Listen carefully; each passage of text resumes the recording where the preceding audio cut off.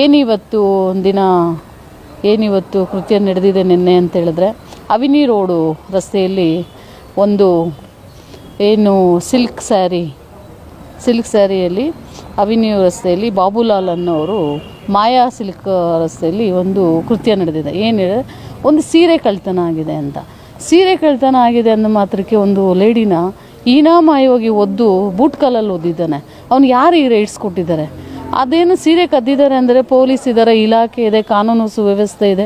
ಆ ಕಾನೂನು ಸುವ್ಯವಸ್ಥೆಯಲ್ಲಿ ಏನು ಶಿಕ್ಷೆ ಆಗಬೇಕು ಅದಾಗಿದೆ. ಅನಾರೀತಿಯಲ್ಲಿ ಹೊಡೆದು ಅವನು ಬೂಟ್ ಕಾಲಲ್ಲಿ ಓದಿದ್ದಾರೆ. ಅವ್ರು ಬಂದಿರೋದೇ ಒಂದು ಊಟ ತಿಂಡಿಗೆ ಬೇರೆ ಕಡೆಯಿಂದ ಬಂದು ಅವರೊಂದು ಅಂಗಡಿ ನಡೆಸ್ತಾ ಇದ್ದಾರೆ.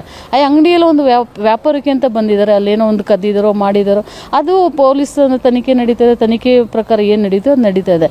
ಈಗ ನಾವು 101 ಮದುವೆ ಅಂತೇಳಿ ಮಾಡ್ತಾ ಇದ್ದೀವಿ.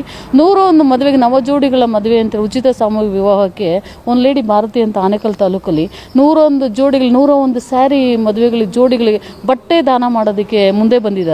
ಅಂಥ ದಾನಿಗಳಿದ್ದಾರೆ. ಅಂಥ ದಾನಿಗಳಿರೋಂಥ ನಮ್ಮ ದೇಶದಲ್ಲಿ ಇವನೊಂದು ಸ್ಯಾರಿ ಕದ್ದಿದ್ದಾರೆ ಅಂತ ಒಂದೇ ಒಂದು ವಿಚಾರಕ್ಕೆ ಆ ಹೆಣ್ಣು ಅಂತ ನೋಡಿದಾನೆ ಕನುಕರಣೆ ಇಲ್ಲದೆ ಒಂದು ಕಿಡಿಗೇಡಿ ಬೇವರ್ಸಿ ಅಂತ ಹೇಳ್ಬೋದು. ಅವನು ಕಾಲಲ್ಲಿ ಇಡೀ ಜನಗಳ ಮುಂದೆ ಒದ್ದಿದಾರಲ್ಲ, ಅವನಿಗೆ ಏನು ಹೇಳಬೇಕು? ಅಂಥ ಕಿಡಿಗೇಡಿಗಳಿಗೆ ಅವನ್ನ ಈ ಕೂಡಲೇ ಅವನ್ನ ಪೊಲೀಸರು ಬಂಧಿಸಬೇಕು.